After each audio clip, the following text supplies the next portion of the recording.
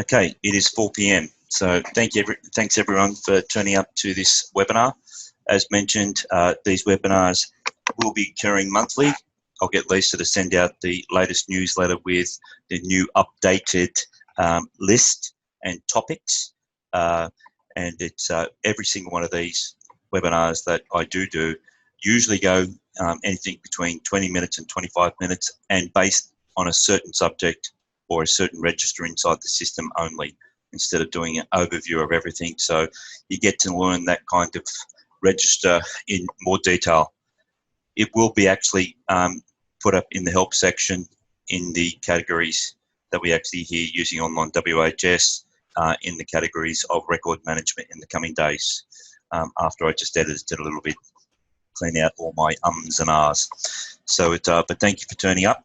The checklist builder, great way to actually show compliance. Arguably, probably the most used feature inside the system. So we'll go over today how to actually get the most out of it, what's happening with it, some upgrades that's coming into it, and also how to use it in relation to the coronavirus, for an example. So checklist builder, found in the record management section. So with the checklist feature, you've got the active button is all the active checklists in your register. You can deactivate a checklist and it will actually be highlighted in the deactivated section. You can actually reactivate anything that's deactivated. You can watch this video here. This will be show me how to use this register, but this video will actually replace the current video on that register, on that tutorial. Up the top here, you can actually publish the register in a variety of reports. You can actually print a QR code for the entire register, or as like every single register, you can actually add a new checklist. So adding something is always in the top right-hand corner. So let's add a checklist. So the checklist is a unique feature because it actually relates to literally most of the major registers throughout the system.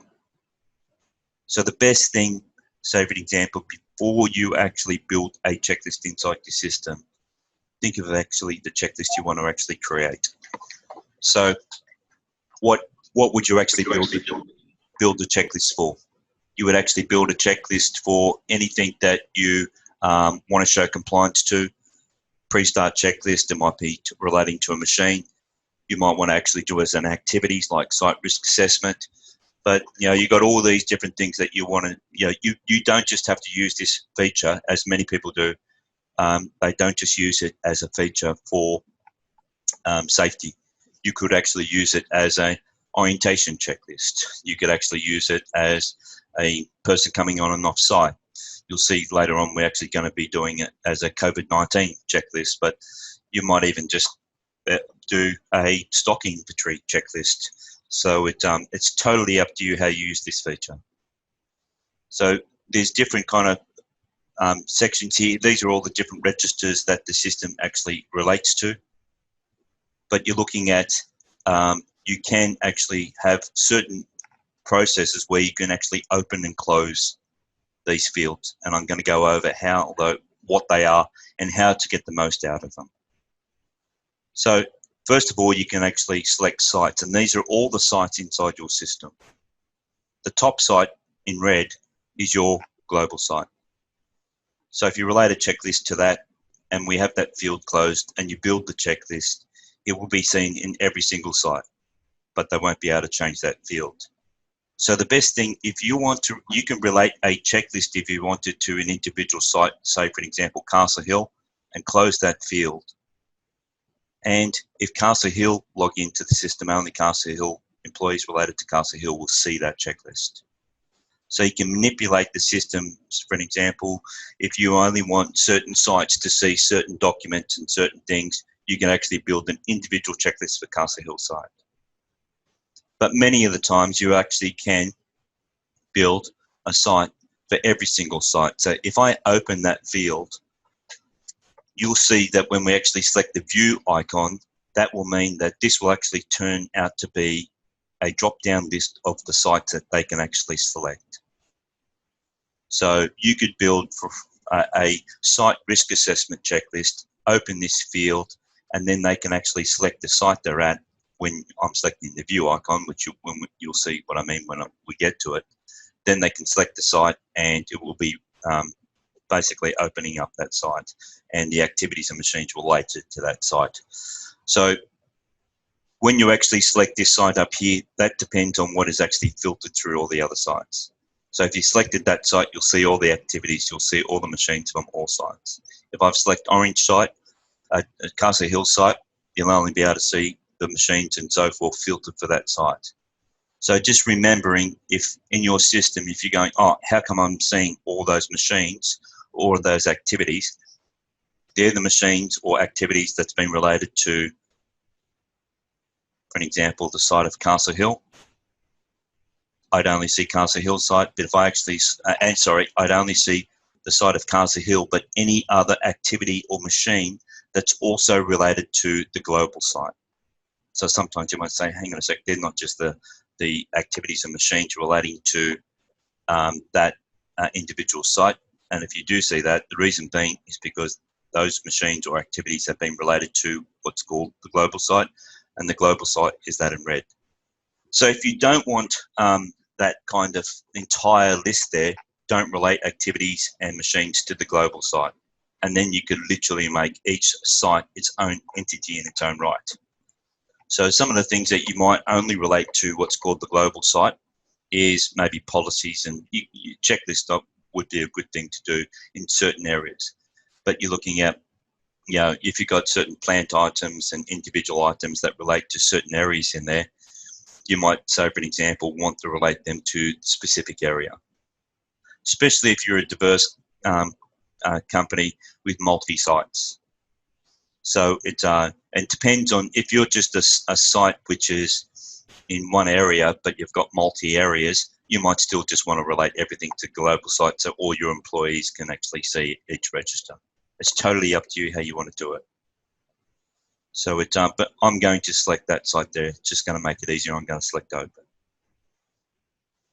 These are activities. This is picking up my activity register. So it's a good idea, if you were going to build a checklist for a site risk assessment, you would go to the activity register first and put in an activity site risk assessment. Or if you're going to build a pre-start checklist, you would go into the activity register and say pre-start checklist, forklift, or whatever it may be that you want to select. Most of the time, you would actually select general and you would leave that field closed.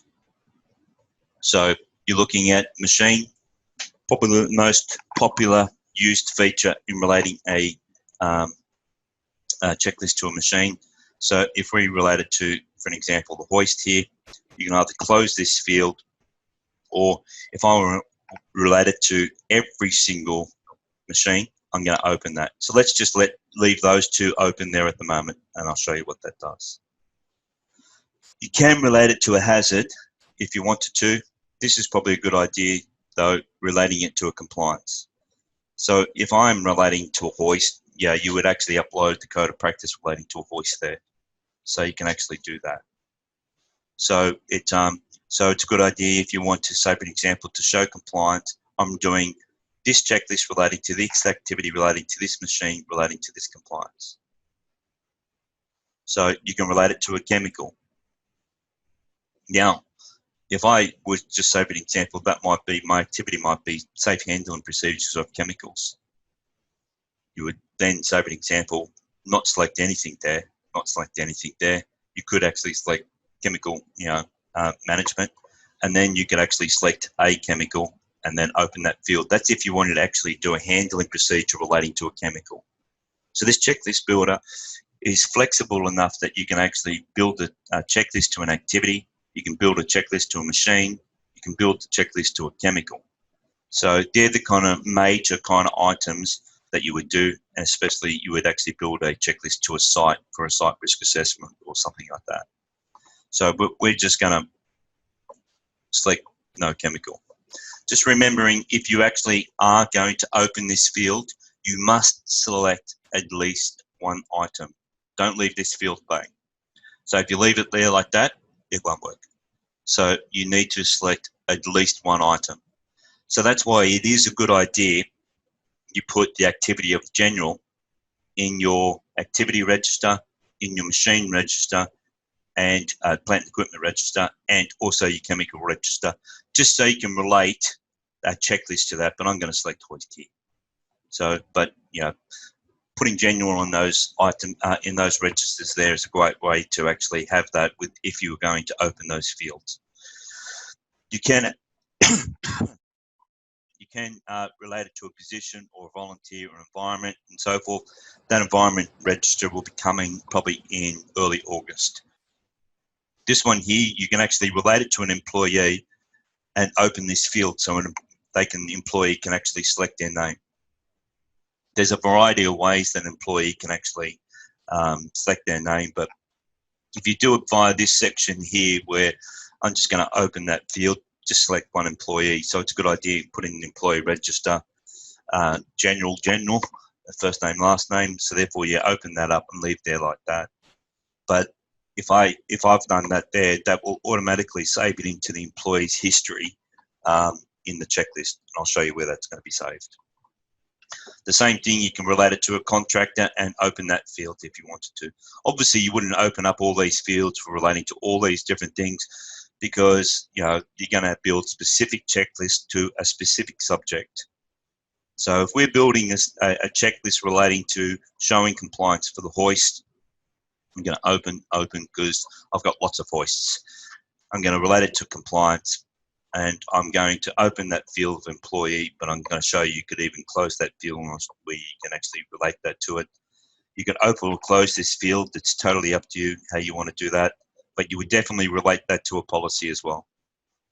So you want to relate it to a policy, and the reason being is because every single register or feature or item that I've actually related this checklist to, it won't only save it in the checklist log, it will save it in the log of that individual item.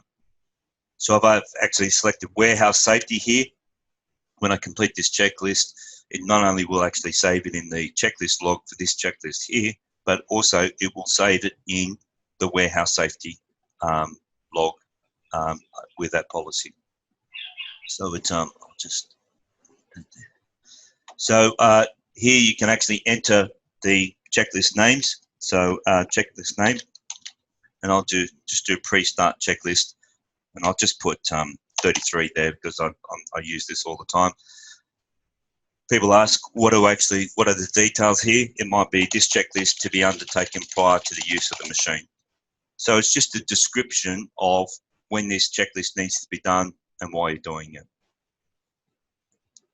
Checklist item 1 is usually the checklist name, but it's a good idea when you actually do this, do it in capitals. You'll see what I mean in a sec. It looks better when they actually do the checklist itself in the end. You would make that a heading. Add more. Then you could actually, it's just picking up my Google here, but then you can actually build your checklist inside the system. Many people ask me, where do they get the information to build the checklist for? Well, when you purchase that hoist or purchase that tractor or purchase that forklift or any piece of equipment, it will have a user manual. So get that user manual and it'll actually have pre-start checklist. It'll have 3 monthly, or it will tell you all the different checklists that it should be used for that forklift or that tractor or that truck or whatever item it is. So every single time that you actually have a bit of machinery, the manufacturer must supply that manual with it. And it'll actually have that instruction booklet with all that information in there. So you can build things from that booklet relating to the specifications of that item. So that's where it's a good idea for you to actually get that manual, scan it and upload it next to the machine as well. So, or whatever it may be, it might be. Review date. That review date is to review this checklist to see if it's still valid, because the machine might have been updated. Something might have changed. You might want to add something. So the review date is for people who are seeking accreditation for ISOs and all those different things, and this is for continual improvement. you can actually select this person. This person will not get an email unless you actually set up an email alert in the alert section. So in the alert section, you'll see that there's a little help icon like these ones here next to it telling you what that alert does. But when any single time you actually see one of these icons, it means that this field does something special. So and I've put them right throughout the system to try to help people use it on top of the helper. So this will only put it into this person's to-do list. It won't send them an email unless you set up that alert. This was a great idea from a client a couple of years ago. They said, we love this QR code reader. The person can scan a QR code, they can complete the checklist, and when they complete the checklist, it's great. But Phil, I want to be emailed or notified that they've actually done that checklist. Great idea. So you can actually select, at the moment, just one name. Later on, we'll make it more. But you can select that when this checklist is done, it's going to email and alert me that this checklist has been completed. So how many times would you like to know that, hey, hang on a sec, did they do that checklist? And I'd say it's a lot of times. So now you can actually get notified that it's been done. So do you want to be notified that it hasn't been done if it's been assigned by the to-do builder? So the to-do builder in here, you can assign things to be done daily, weekly, monthly, 6 monthly, 12, quarterly, 6 monthly, and 12 monthly. So assign, set, and forget. And if they haven't done it, it'll email you if you've actually selected that. We're just going to leave that blank. Do you want to make this public? So public, any time you actually see that, do you want to make something public, means that this item is going to create a QR code. When you scan that QR code, it will open up that item or that checklist or that plant item or that incident form or that hazard form on the person's phone or tablet, and they don't have to enter a username or password. So, yes. Now, do you want your employee list to be seen on this form? Now, if it's something that the general public can get access to, the answer would be no.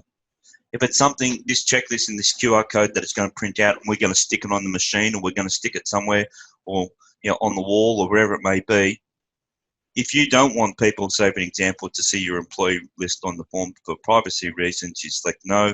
But if it's just your employees using this QR code, you would select yes so they can select their name. So they could select their name here if you selected yes, or you can come up here and open this field here, up to you. If it's something the general public can actually access, you would actually close that field and you would not select an employee's name. And you would actually select no here. And it's going to actually have a kind of text box where they enter their name anyway. So so you can get their details. We're going to select no. And we're going to select, we want a signature box. And we're going to select submit. So that is gone into the checklist register now. We can actually select view. If we select view, that's turned that into an online checklist. The beauty about the system is that now, being mobile responsive, it actually looks like this on a mobile phone. So it looks really good. This is one of the most important parts here though. If I go toggle information, it's created a QR code automatically for this individual checklist. I can go print QR code. If you scan that QR code, it would actually open up that checklist on your mobile phone or tablet, and you don't even have to enter a username or password. And why is it like that? Because over the years, I was just sick of people going, I forgot my username and password. Oh, I don't know my username and password. So therefore, now people have the opportunity, they can still select. You can still not make it public where they do have to enter their username and password. So you don't have to make it public, but believe me, you would. So because it just makes it easier for the end user. And if you don't make it easy, they're not going to use it. So it's just that if the general public have access to it, just don't put your employee list on that list. So you would print that out. It's a PDF. You could laminate that or whatever it may be. You could order. We've got a plastic card machine. You can actually order plastic card QR codes from your system through us if you wanted to. That's no problem at all. There is a charge to that, but it's only minimal. So I think it's about $5 or $6 a card. So but they last forever.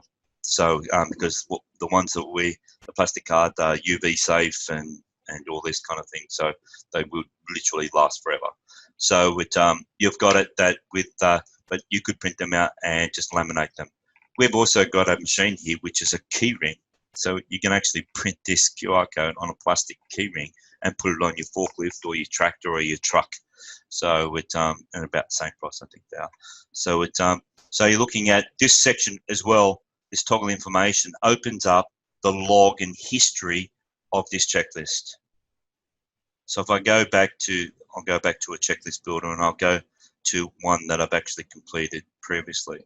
And let's go toggle information.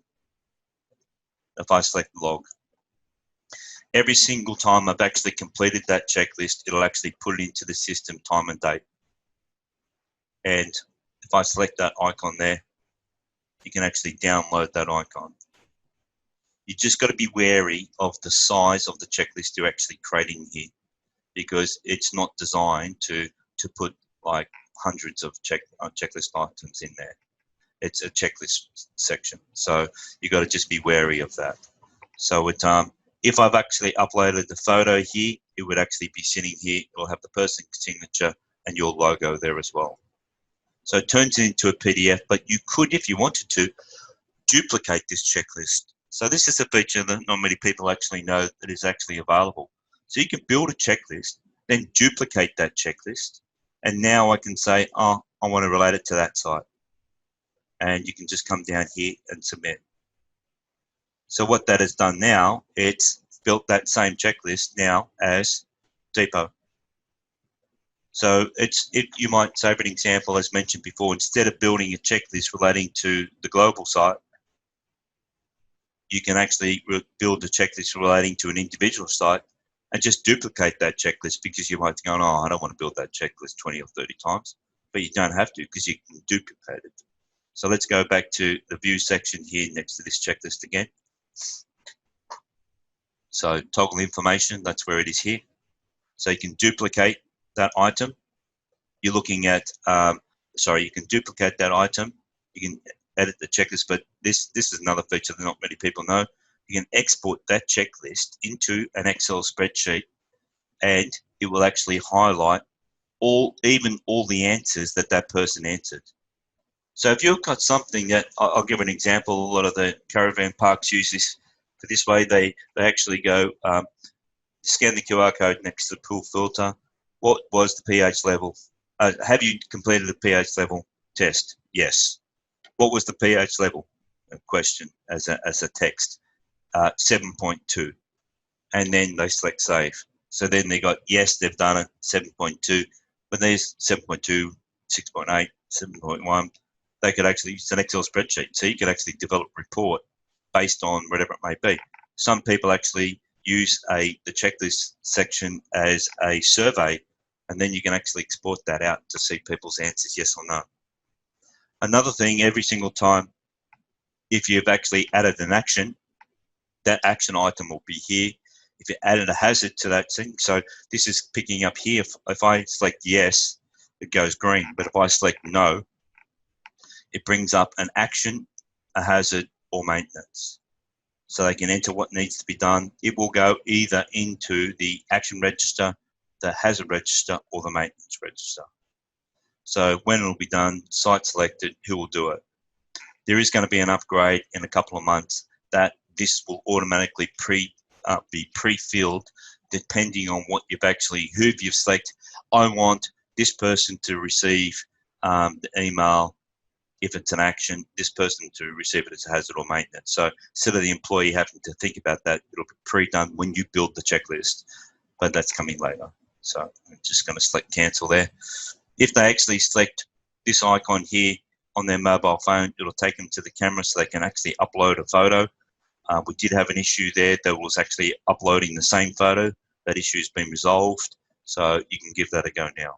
So it's they can sign on screen and so forth. So one of the other things up in here is that you've got your log here of every single time it's done, time and date. If they've done it by the QR code and they haven't got the employee list on there, it'll go in brackets, not logged in. So it's but if it's basically done by the QR code and they are logged in, so I'm jumbling myself up. If you've actually select no employee list on the form, they'll have a text box where they can enter it. So it'll actually have if they've entered their name correctly and in brackets not logged in. But it does have the time and date and all those different things. Another great idea from a client. They said, yeah, we love the QR codes, but we would actually like to know that instead of looking at the log, that last time it was completed. So you don't actually, when you don't have to toggle information, you'll see it was last completed by, I've logged in as Michael here, and the completed date was that time at this time. So it gives you really good information here. So it is a great feature. So if I've actually related that checklist to a plant item, whatever it may be, if I come here to the plant equipment register and select hoist, I'll scroll down to the bottom here. If I've actually built that checklist, it'll be seen here in this list here. That's why you need to make it public, because when they select that, if they select that and you haven't made that checklist public, it'll open up the login page, and you don't want that. So you want to make it public. So any single time that I open the field of site and open the field of a plant item, it'll put all the checklist that I've actually created and related to every single plant item inside your system. So it's a good idea to do that. You can close both those items and it still would be related singly to this item here. So if you wanted to. If I come down here, you've got, show log. That's every single time that the plant item has been done. But the reason why we're here with this, so we won't go over plant items, it's going to actually show time and date last time it was done. So there's the checklist I just completed, and it's in there. And the same thing if I actually relate it to a policy inside the policy register. And so if I go view, and if I go show checklist, and that was the other one. So it's time and date, it'll actually be there. Anything that you actually related it to, if you related it to a compliance, and you go there, whatever it may be, and you select on the view icon, and you go show checklist, it'll be time and date and when it's actually been done. So it's a great way to, the checklist feature is a great way to say, I've done this checklist relating to this plant item, relating to this policy, relating to this compliance. And then you can just manipulate it and build it as many times as you wish. So if you want to know more about the checklist feature and how to use it, you could actually follow the helper here as well, how to build a checklist. And it takes you through that process. You do actually have that inside the help section. But inside the help section, you'll see that this new coronavirus, I've actually uploaded all these kind of policies, and I've also got some checklists in here. But probably the best page for you to go to on this site, on the COVID-19 site, is Safe Work Australia. It's a great page. So you've got the latest information, and they update this all the time. So you can download all their posters, download the resource kit, but they've got certain checklists that you can actually build in the resource kit, and you can just build them inside your system. So we had a couple of dance studios. What they did is they, we built some COVID-19 checklists, and they printed them around the facility. Actually, one of the race clubs from Lismore, they just built a little checklist. Creates a QR code. They stick it at their front counter. They scan the QR code, brings up a checklist. Are you feeling well? Yes. Enter their name, details, phone number. Are you feeling okay? Bang. And it's going to be kept in that checklist record. So there's ways that you can actually do that. It's also going to put it into that Excel spreadsheet. So you're going to have that. So it's in saying that, and I know we're going a bit over time, but it is such a big feature, is that there is actually going to be an upgrade to the checklist builder where we're going to put quality in there where you can actually select number as well. So, but you'll see that probably coming in September. But this feature is coming in the next 2 months as well, where it is actually a site visitor feature. So the site will actually create a QR code, which you'll be able to select that. It'll print out that. You'll be able to put this at your front counter. They enter that there, or they can scan a QR code. It'll actually open up whether they're employee, contractor, or visitor. If they're new, they'll fill in the form. If they're current, they can either scan the QR code to actually get logged in, or they can select their name from a sheet. But the scanning the QR code is going to be much better when they first log in. It's just going to track everyone coming on and off your site. So anyway, that was all in one breath, as normal. So I hope you actually enjoyed that feature of the checklist builder. Arguably the most used feature inside the system, one of my favorites. And yes, there is some stuff coming into that section, but if you do have any questions on how to get the most out of it, please do not hesitate to send a question and via email, and I'll be able to update that. So thank you very much. I did say I had a question through there,